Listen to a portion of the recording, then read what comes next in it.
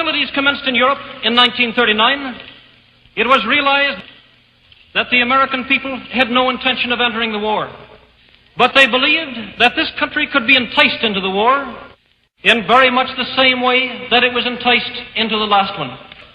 They planned, first, to prepare the United States for foreign war under the guise of American defense. Second, to involve us in the war step by step without our realization. Third, to create a series of incidents which would force us into the actual conflict. These plans were, of course, to be covered and assisted by the full power of their propaganda. Our theaters soon became filled with plays portraying the glory of war. Newsreels lost all semblance of objectivity, and they have used the war to justify the restriction of congressional power and the assumption of dictatorial procedures on the part of the President and his appointees. A fear campaign was inaugurated. We cannot allow the natural passions and prejudices of other peoples to lead our country to destruction.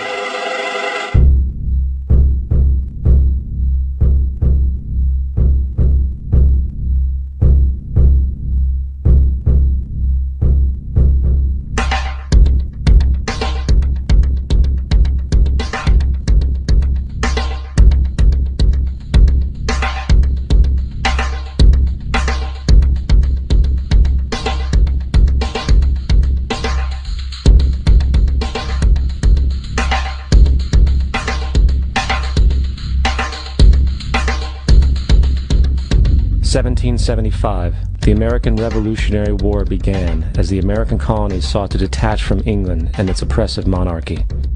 Though many reasons are cited for the revolution, one in particular sticks out as the prime cause: that King George III of England outlawed the interest-free, independent currency the colonies were producing and using for themselves, in turn forcing them to borrow money from the Central Bank of England at interest, immediately putting the colonies into debt.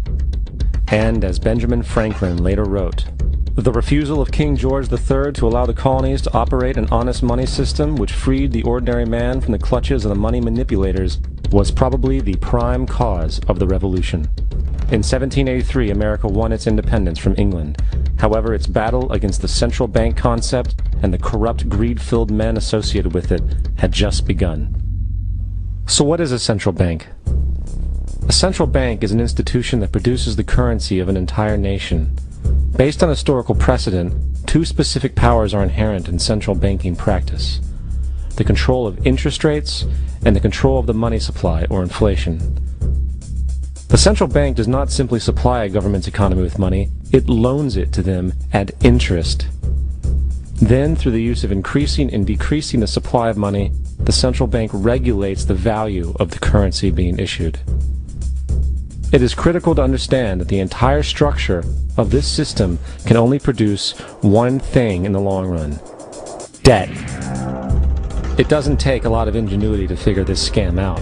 For every single dollar produced by the central bank is loaned at interest. That means every single dollar produced is actually the dollar plus a certain percent of debt based on that dollar. And since the central bank has the monopoly over the production of the currency for the entire country, and they loan each dollar out with immediate debt attached to it, where does the money to pay for the debt come from? It can only come from the central bank again, which means the central bank has to perpetually increase its money supply to temporarily cover the outstanding debt created, which in turn, since that new money is loaned out at interest as well, creates even more debt. The end result of this system without fail is slavery, for it is impossible for the government and thus the public to ever come out of the self-generating debt. The founding fathers of this country were well aware of this.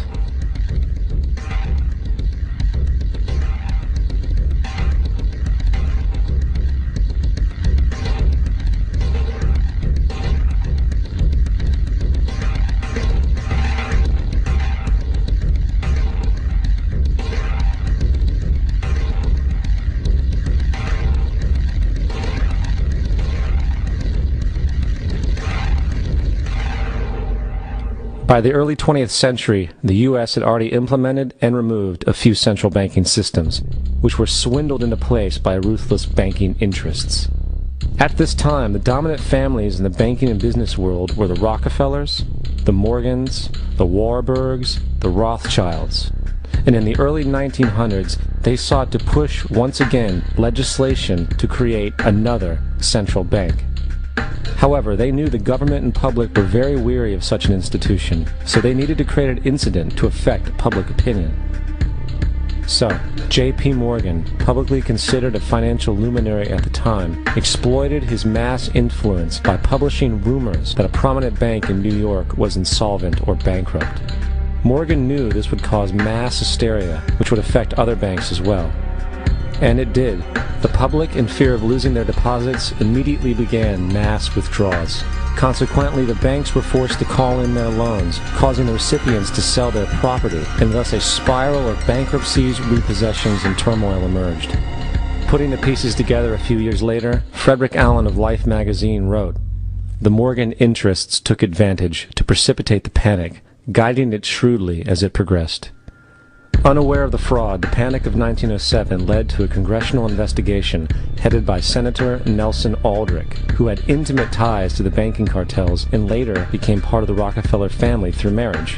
The commission, led by Aldrich, recommended a central bank should be implemented so a panic like 1907 could never happen again. This was the spark the international bankers needed to initiate their plan. In 1910, a secret meeting was held at a J.P. Morgan estate on Jekyll Island off the coast of Georgia. It was there that the central banking bill called the Federal Reserve Act was written. This legislation was written by bankers, not lawmakers. This meeting was so secretive, so concealed from government and public knowledge that the 10 or so figures who attended disguised their names when en route to the island. After this bill was constructed, it was then handed over to their political frontman, Senator Nelson Aldrich, to push through Congress. And in 1913, with heavy political sponsorship by the bankers, Woodrow Wilson became president, having already agreed to sign the Federal Reserve Act in exchange for campaign support. And 2 days before Christmas, when most of Congress was at home with their families, the Federal Reserve Act was voted in, and Wilson in turn made it law. Later, Woodrow Wilson wrote, in regret,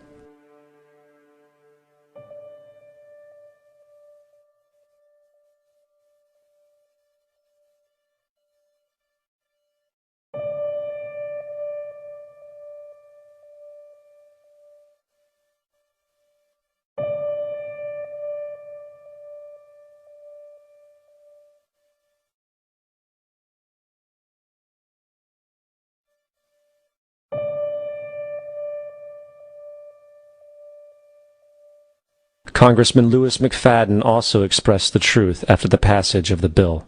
A world banking system was being set up here, a superstate controlled by international bankers, acting together to enslave the world for their own pleasure.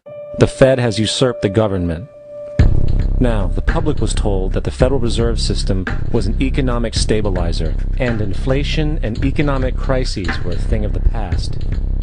Well, as history has shown, nothing is further from the truth. The fact is, the international bankers now had a streamlined machine to expand their personal ambitions. It's alive! It's alive! It's alive! For example, from 1914 to 1919, the Fed increased the money supply by nearly 100%, resulting in extensive loans to small banks and the public. Then, in 1920, the Fed called in mass percentages of the outstanding money supply, thus resulting in the supporting banks having to call in huge numbers of loans, and, just like 1907, bank runs, bankruptcy, and collapse occurred. Over 5,400 competitive banks outside of the Federal Reserve System collapsed, further consolidating the monopoly of the small group of international bankers.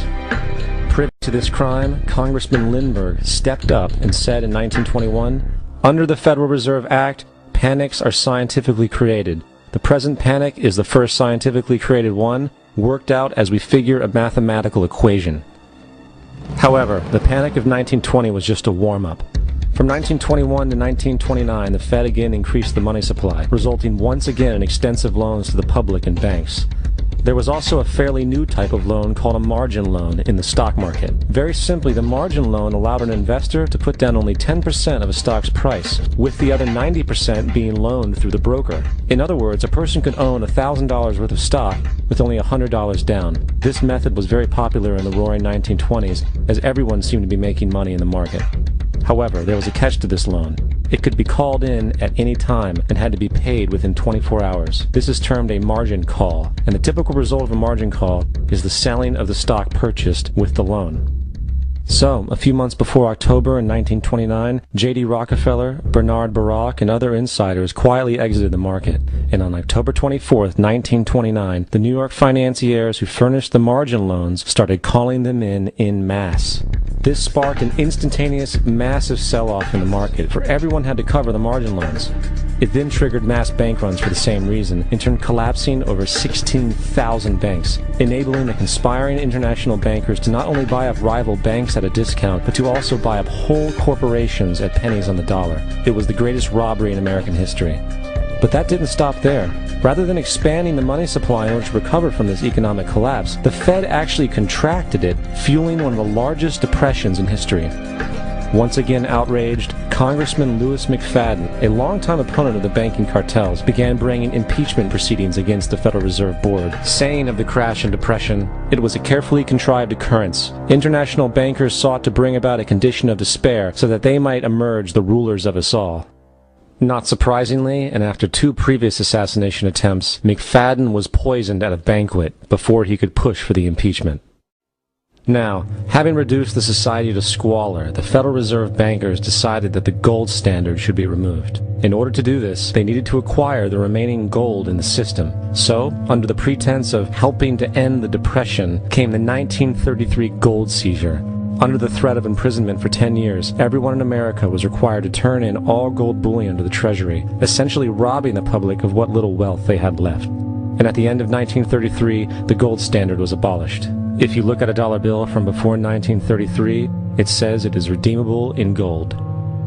You look at a dollar bill today, it says it is legal tender, which means it is backed by absolutely nothing. It is worthless paper. The only thing that gives our money value is how much of it is in circulation. Therefore, the power to regulate the money supply is also the power to regulate its value, which is also the power to bring entire economies and societies to its knees.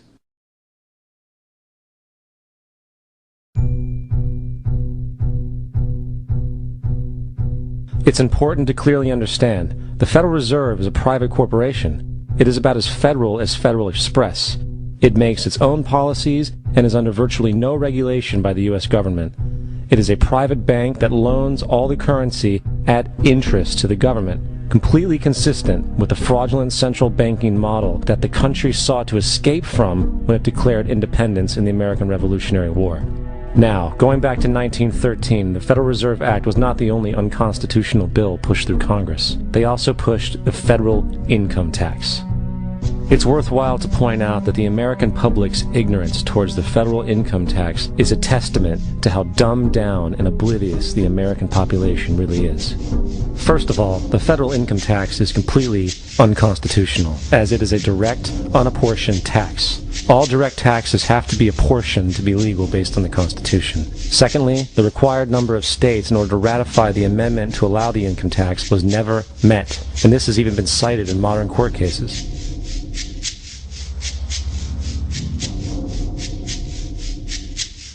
Third, at the present day, roughly 25% of the average worker's income is taken via this tax. And guess where that money goes? It goes to pay the interest on the currency being produced by the fraudulent Federal Reserve Bank, a system that does not have to exist at all. The money you make working almost 3 months out of the year goes almost literally into the pockets of the international bankers who own the private Federal Reserve Bank. And fourth, even with the fraudulent government claim as to the legality of the income tax, there is literally no statute, no law in existence that requires you to pay this tax, period. I really expected that, of course, there's a law that you can point to in the law book, the code, that requires you to file a tax return. Of course there is. I was at that point where I couldn't find the statute that clearly made a person liable. at least not me and most people I know. And I had no choice in my mind except to resign. Based on the research that I did throughout the year 2000 and that I'm still doing, I have not found that law. I've asked Congress, we've asked a lot of people in the IRS commissioners, helpers. They can't answer, because if they answer, the American people are going to know that this whole thing is a fraud. I haven't filed an federal income tax return since I left. I have not filed a tax return since 1999. The income tax is nothing less than the enslavement of the entire country. Now, the control of the economy and the perpetual robbery of wealth is only one side of the Rubik's Cube the bankers hold in their hands. The next tool for profit and control is war. Since the inception of the Federal Reserve in 1913, a number of large and small wars have commenced. The three most pronounced were World War I, World War II, and Vietnam. World War I. In 1914, European wars broke out centered around England and Germany. The American public wanted nothing to do with the war. In turn, President Woodrow Wilson publicly declared neutrality. However, under the surface, the U.S. administration was looking for any excuse it could find to enter it. In a noted observation by Secretary of State William Jennings, the large banking interests were deeply interested in the World War because of the wide opportunities for large profits. It's important to understand that the most lucrative thing that can happen for the international bankers is war, for it forces the country to borrow even more money from the Federal Reserve Bank at interest. Woodrow Wilson's top advisor and mentor was Colonel Edward House, a man with intimate connections with the international bankers who wanted in the war. In a documented conversation between Colonel House, Wilson's advisor, and Sir Edward Grey, the Foreign Secretary of England, regarding how to get America into the war, Grey inquired, "What will Americans do if Germans sink an ocean liner with American passengers on board?" House responded, "I believe that a flame of indignation would sweep the United States, and that by itself would be sufficient to carry us into war." So, on May 7, 1915, on essentially the suggestion of Sir Edward Grey, a ship called the Lusitania was deliberately sent into German-controlled waters, where German military vessels were known to be. And, as expected, German U-boats torpedoed the ship, exploding stored ammunition, killing 1,200 people. To further understand the deliberate nature of this setup, the German embassy actually put advertisements in the New York Times telling people that if they boarded the Lusitania, they did so at their own risk, as such a ship sailing from America to England through the war zone would be liable to destruction. In turn, and as anticipated, the sinking of the Lusitania caused a wave of anger among the American population, and America entered the war a short time after. The First World War caused 323,000 American deaths. J.D. Rockefeller made $200 million off of it. Not to mention the war cost about $30 billion for America, most of which was borrowed from the Federal Reserve Bank at interest, furthering the profits of the international bankers. World War II. On December 7, 1941, Japan attacked the American fleet at Pearl Harbor, triggering our entry into that war. President Franklin D. Roosevelt declared the attack was a day that will live in infamy.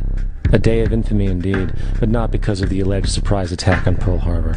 After 60 years of surfacing information, it is clear that not only was the attack on Pearl Harbor known weeks in advance, it was outright wanted and provoked. Roosevelt, whose family had been New York bankers since the 18th century, whose uncle Frederick was on the original Federal Reserve Board, was very sympathetic to the interests of the international bankers, and the interest was to enter the war, as we've seen, nothing is more profitable for international bankers than war. In a journal entry by Roosevelt's Secretary of War Henry Stimson, dated November 25, 1941, he documented a conversation he had with Roosevelt.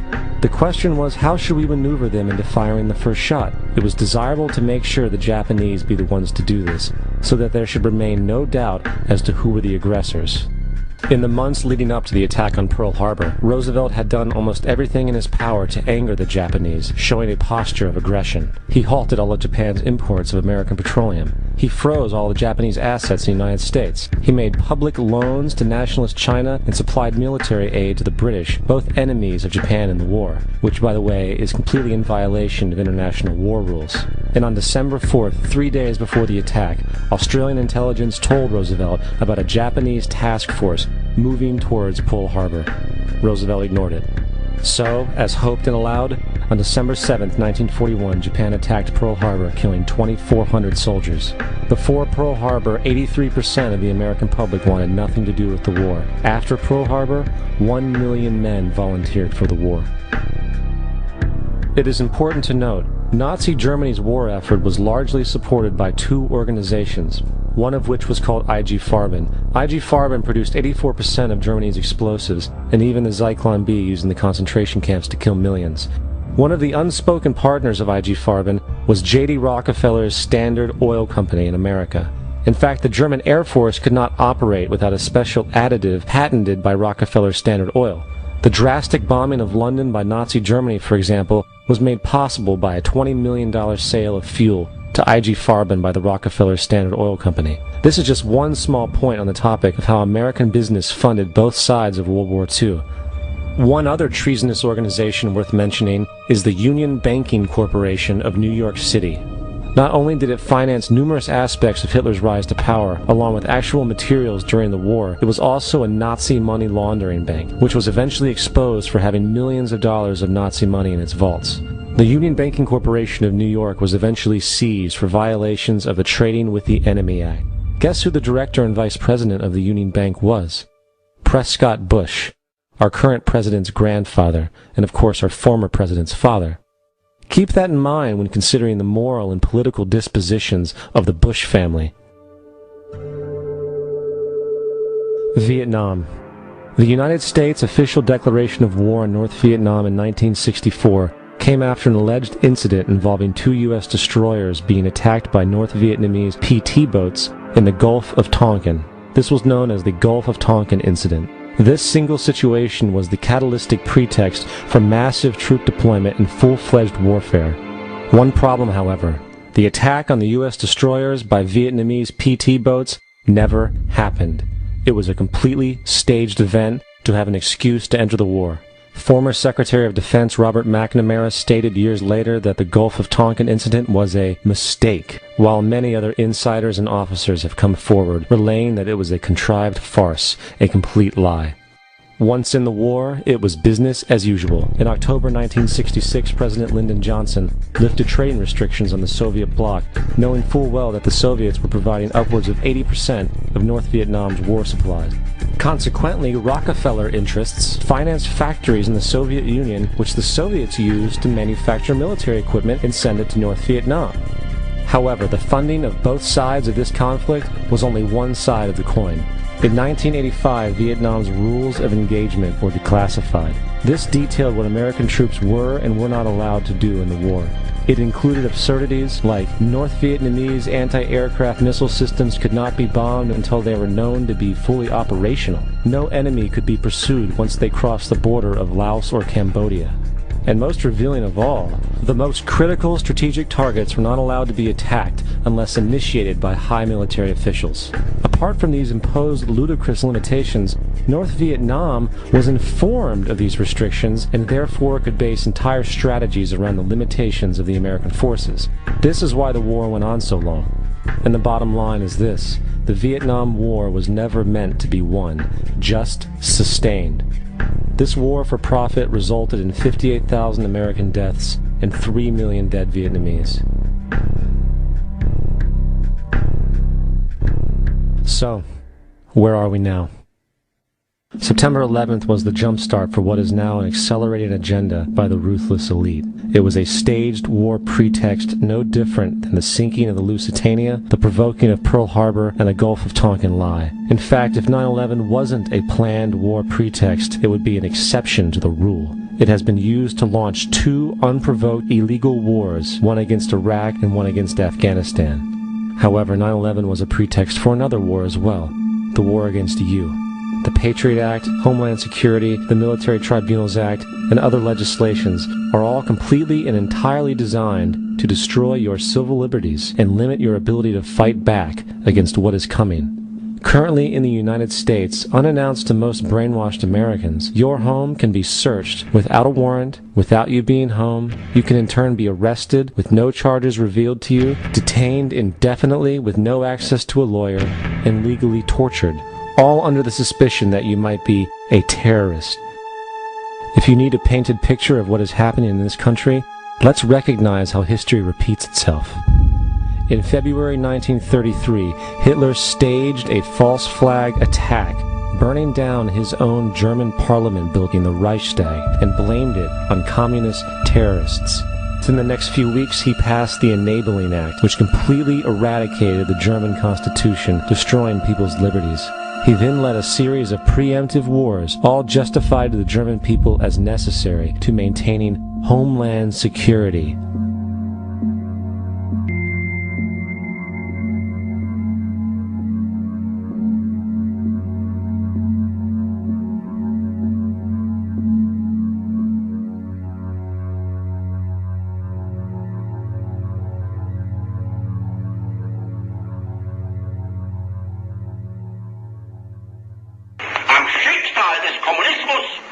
Und der sich mit ihm verprügelnden anderen Organisationen ändert dies nichts. Our enemy is a radical network of terrorists and every government that supports them. It's time to wake up. The people in power go out of their way to make sure that you are perpetually misled and manipulated. The majority's perception of reality, especially in the political arena, is not their own. It is shrewdly imposed upon them without them even knowing it. For example, the public at large actually believes the invasion of Iraq is going badly, as sectarian violence doesn't seem to stop. What the public fails to see is that the destabilization of Iraq is exactly what the people behind the government want. This war is to be sustained so the region can be divided up, domination of the oil maintained, continual profits reaped for the defense contractors, and most importantly, permanent military bases established to be used as a launching pad against other oil-bearing, non-conforming countries such as Iran and Syria. For further implication that the civil war and destabilization is purely intentional, in 2005, 2 elite British SAS officers were arrested by Iraqi police after being caught driving around in their car shooting at civilians while dressed up as Arabs. After being arrested and taken to a jail in Basra, the British Army immediately requested the release of these men. When the Basra government refused, British tanks came in and physically broke out the men from the Basra prison. If you wish to destroy an area, how do you do it?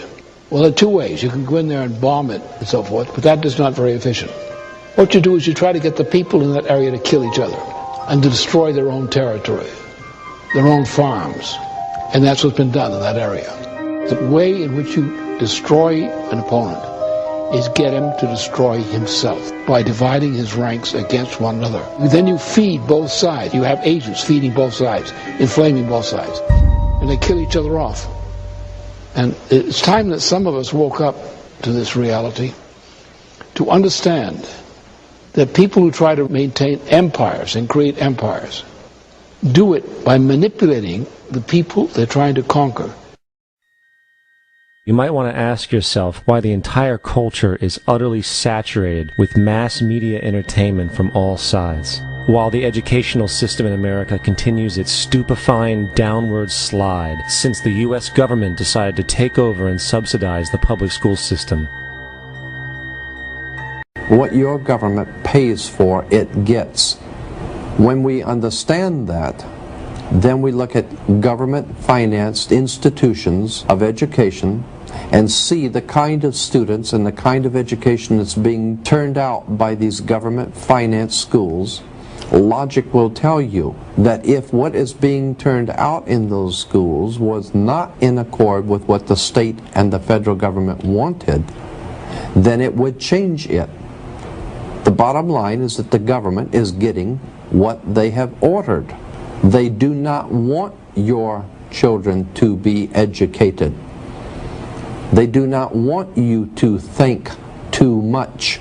That is why our country and our world has become so proliferated with entertainments, mass media, television shows, amusement parks, drugs, alcohol, and every kind of entertainment to keep the human mind entertained, so that you don't get in the way of important people by doing too much thinking. You had better wake up and understand that there are people who are guiding your life and you don't even know it. We're in a lot of trouble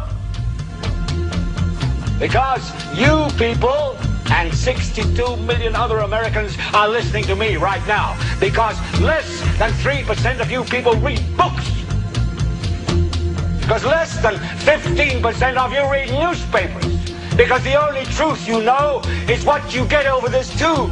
Right now, there is an entire generation that never knew anything that didn't come out of this tube. This tube is the gospel, the ultimate revelation. This tube can make or break presidents, popes, prime ministers. This tube is the most awesome goddamn force in the whole godless world. And woe is us if it ever falls into the hands of the wrong people. And when the largest company in the world controls the most awesome goddamn propaganda force in the whole godless world, who knows what shit will be peddled for truth on this network. So you listen to me. Listen to me. Television is not the truth. Television is a goddamn amusement park. Television is a circus, a carnival, a traveling troupe of acrobats, storytellers, dancers, singers, jugglers, sideshow freaks, lion tamers, and football players. We're in the boredom-killing business. But you people sit there day after day, night after night, all ages, colors, creeds. We're all you know.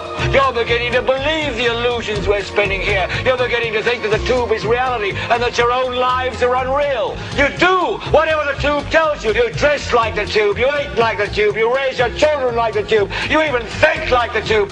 This is mass madness, you maniacs. In God's name, you people are the real thing. We are the illusion. The last thing the men behind the curtain want is a conscious, informed public capable of critical thinking, which is why a continually fraudulent zeitgeist is output via religion, the mass media, and the educational system. They seek to keep you in a distracted, naive bubble, and they are doing a damn good job of it. In 2005, an arrangement between Canada, Mexico, and the United States was made. This arrangement, unannounced to the public, unregulated by Congress, merges the United States, Mexico, and Canada into one entity, erasing all borders. It's called the North American Union, and you might want to ask yourself why you've never heard of this. In fact, there is only one mainstream reporter who has actually heard of and has had the courage to cover this issue. The Bush administration's open borders policy and its decision to ignore the enforcement of this country's immigration laws is part of a broader agenda. President Bush signed a formal agreement that will end the United States as we know it, and he took the step without approval from either the U.S. Congress or the people of the United States. It's a deal that few have even heard of. It's being done again by very few people at the very top on behalf of the investment class, but the working class of people, political officials across our country, from communities, from cities and so forth, they don't know anything about this. This isn't some trade agreement. It is a total removal of sovereignty from these countries, which will also result in a completely new currency called the Amero.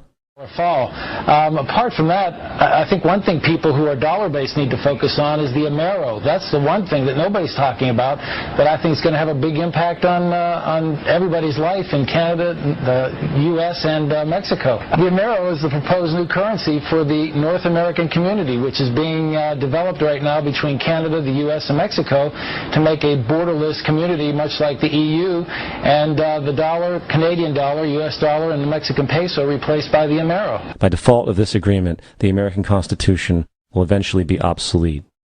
You would think that a situation like this would be on the cover of every major newspaper. That is until you realize that the people who are behind this movement are the same people behind the mainstream media, and you are not told what you're not supposed to know. The North American Union is the same concept as the European Union, the African Union, and the soon-to-be Asian Union, and the same people are behind all of them.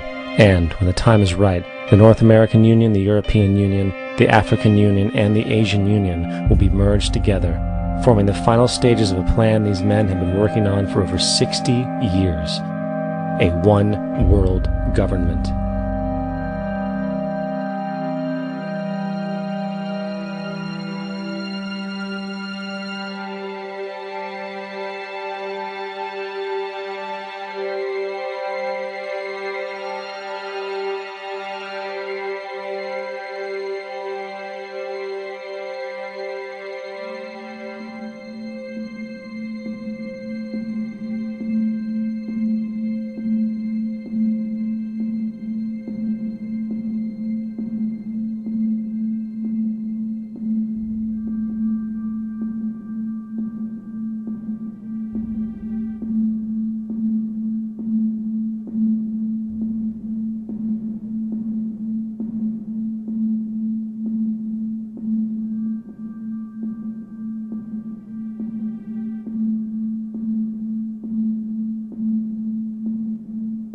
One bank, one army, one center of power.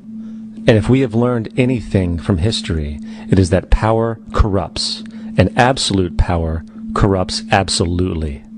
This is Aaron Russo, a filmmaker and former politician. To his left is Nicholas Rockefeller of the infamous Rockefeller banking and business dynasty. After maintaining a close friendship with Nicholas Rockefeller, Aaron eventually ended the relationship, appalled by what he had learned about the Rockefellers and their ambitions. I got a call one day from an attorney woman I knew, and she said, "Would you like to meet one of the Rockefellers?" I said, "Sure, I'd love to." And we became friends, and he began to divulge a lot of things to me. So he said to me one night, he said that there's going to be an event there, and out of that event, you're going to see we're going to go into Afghanistan, so we can run pipelines from the Caspian Sea. We're going to go into Iraq to take the oil and establish a base in the Middle East, and we're going to go into Venezuela and try and get rid of Chavez. And the first two they've accomplished. Chavez they didn't accomplish. And he said you're going to see guys going into caves looking for looking for people that they're never going to find. You know, he was laughing about the fact that you have this war on terror. There's no real enemy. He's talking about how by having this war on terror, you can never win it because so it's an eternal war. And so you can always keep taking people's liberties away. And I said, how are you going to convince people that this war is real? He said, but the media can convince everybody it's real. I mean, you know, it's just that you keep talking about things, you keep saying it over and over and over again, and eventually people believe it. You know, you created the Federal Reserve in 1913 through lies. You create 9/11, which is another lie. Through 9/11, then you're fighting a war on terror, and now all of a sudden you go into Iraq, which was another lie, and now they're going to do Iran. You know, and it's all one thing leading to another, leading to another, leading to another. Now, I would say to them, what are you doing this for? What's the point of this thing? You have all the money in the world you ever want. You have all the power. I said, you know, you're hurting people. It's not a good thing. And he would say, what do you care about the people for? Take care of yourself and you take care of your family. And then I said to him, what are the ultimate goals here? He said, the ultimate goal is to get everybody in this world chipped with the RFID chip and have all money be on those chips and everything on those chips. And if anybody wants to protest what we do or violate what we want, we just turn off their chip. That's right, microchipped. In 2005, Congress, under the pretense of immigration control and the so-called war on terrorism, passed the Real ID Act, under which it is projected by May 2008, you will be required to carry around a federal identification card, which includes on it a scannable barcode with your personal information.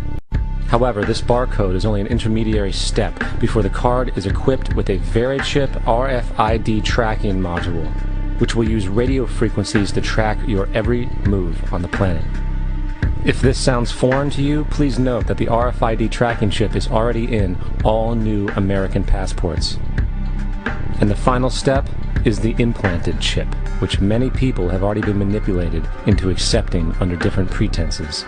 We have a Florida family who are really pioneers in a brave new world. They have volunteered to be the first ever to have microchip identification devices implanted into their body. After 9/11, I was really concerned with the security of my family. I wouldn't mind having something planted permanently in my arm that would identify me. In the end, everybody will be locked into a monitored control grid where every single action you perform is documented. And if you get out of line, they can just turn off your chip, for at that point in time, every single aspect of society will revolve around interactions with the chips. This is the picture that is painted for the future if you open your eyes to see it. A centralized one-world economy where everyone's moves and everyone's transactions are tracked and monitored, all rights removed. The most incredible aspect of all. These totalitarian elements will not be forced upon the people. The people will demand them.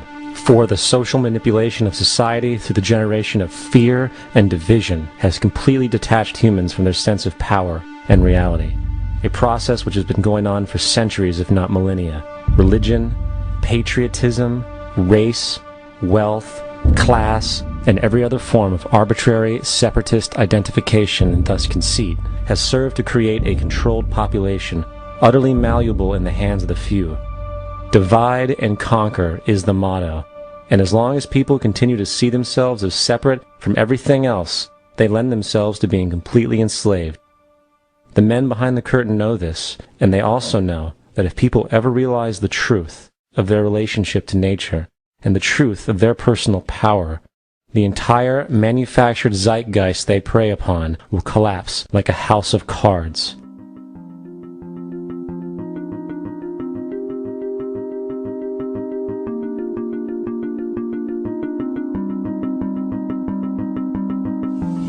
The whole system that we live in drills into us that we're powerless, that we're weak, that our society is evil, that it's crime-ridden, etc., and so forth. It's all a big, fat lie. We are powerful, beautiful, extraordinary. There is no reason why we cannot understand who we truly are, where we are going. There is no reason why the average individual cannot be fully empowered. We are incredibly powerful beings. You know, I think I spent 30 years of my life, in the first 30, trying to become something. I wanted to become good at things. I wanted to become good at tennis. I wanted to become good at school and grades and everything I kind of viewed in that perspective. I'm not okay the way I am, but if I got good at things, you realize that I had the game wrong. The game was to find out what I already was. Find out what I already was.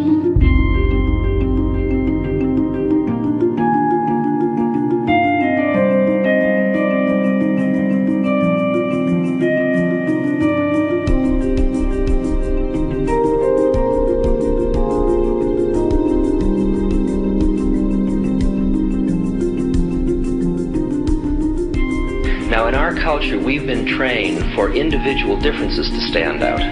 So you look at each person, immediately it is brighter, dumber, older, younger, richer, poorer, and we make all these dimensional distinctions, put them in categories and treat them that way.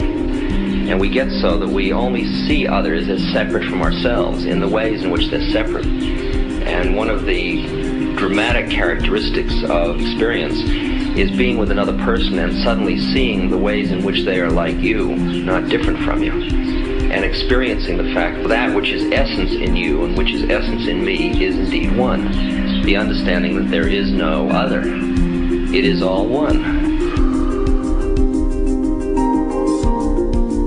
And I wasn't born Richard Albert, I was just born as a human being. And then I learned this whole business of who I am and whether I'm good or bad or achieving or not. All that's learned along the way.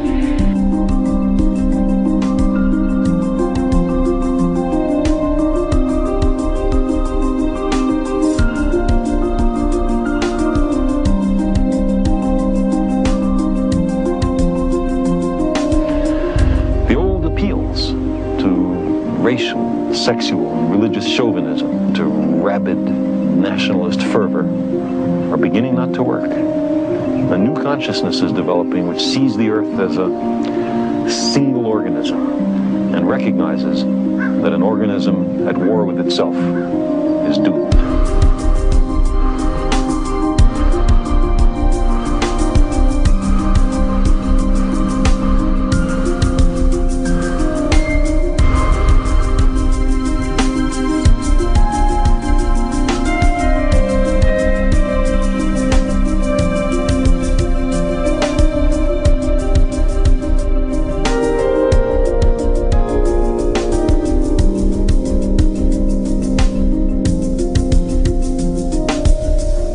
Bill Hicks used to finish his shows with this.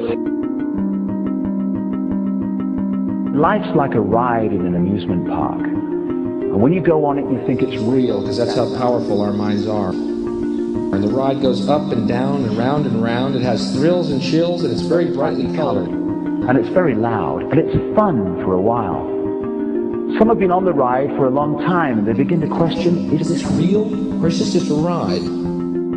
And other people have remembered, and they come back to us and they say, hey, don't worry. Don't be afraid ever, because this is just a ride. And we kill those people. Shut him up, I've got a lot invested in this ride. Shut him up! Look at my furrows of worry. Look at my big bank account. My family, this has to be real. It's just a ride.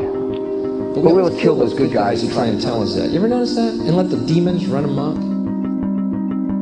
But it doesn't matter, because it's just a ride, and we can change it anytime we want. It's only a choice. No effort, no work, no job, No savings of money.